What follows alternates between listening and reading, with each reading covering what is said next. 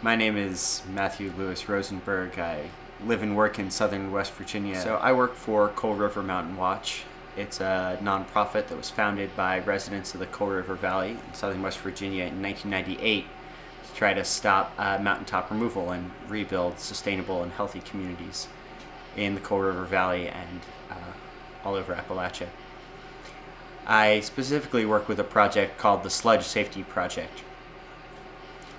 We work on issues surrounding coal slurry, which is the wastewater that's created when coal is processed for market. I got involved doing sludge safety project work early on when coming to West Virginia. One of the first people I met was a man named Bobby Mitchell, who took me to a community, Prenter, West Virginia, where the groundwater was contaminated by coal slurry being pumped into abandoned underground mines above the community.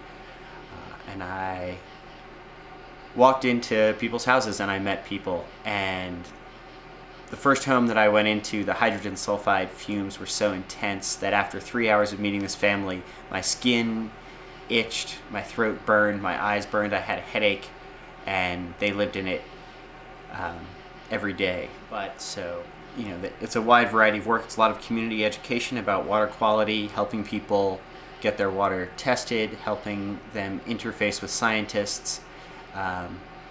It's also been a lot of work lobbying the West Virginia State Legislature. You have this issue that is usually presented as an environmental issue, right? And I think it is an incredibly important environmental fight for any number of reasons. This is arguably the place where some of the coal industry's worst abuses are happening, and something I've often said is, if you can't stop mountaintop removal, what hope do you have of stopping the coal industry? And if you can't stop the coal industry, what hope do you have of mitigating climate change and preserving a livable planet? But this is so much more than an environmental issue, and in some ways is not at its core an environmental issue, except to the extent that communities and the mountains that they depend on are inextricably intertwined. You know, we're finding more and more that this is a public health issue. At a base level, this is about clean air and clean water and cancer and birth defects. And communities that are being torn apart, it's a social justice issue.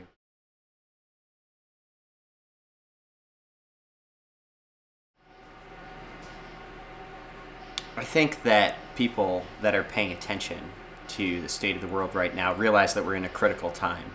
If this summer hasn't brought home the urgency of the threat of climate change to people, then I'm not sure what it is going to take with widespread disasters across the country. You know, it's not the job of these large corporations to stop climate change and to save our planet. It's the job of those corporations to make money.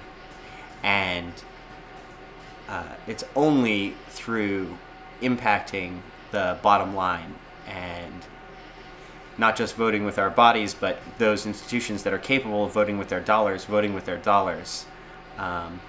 to get a change in practices. The investments that large institutions like universities are making in fossil fuels is a short-sighted, short-term investment for institutions that are intended to last for decades, if not centuries, particularly institutions that serve our country's youth and are supposed to be helping provide those youth with a future. I think they do their students a terrible disservice by continuing to invest in companies that practice mountaintop removal, coal extraction, coal burning in general, and indeed all fossil fuel extraction. And, you know, they do a disservice to their own students and future generations by not withdrawing their support from these industries that are perhaps a good investment for their bottom line over the next 3 or 4 or 5 years. But in the long run will destroy the society that they themselves depend on.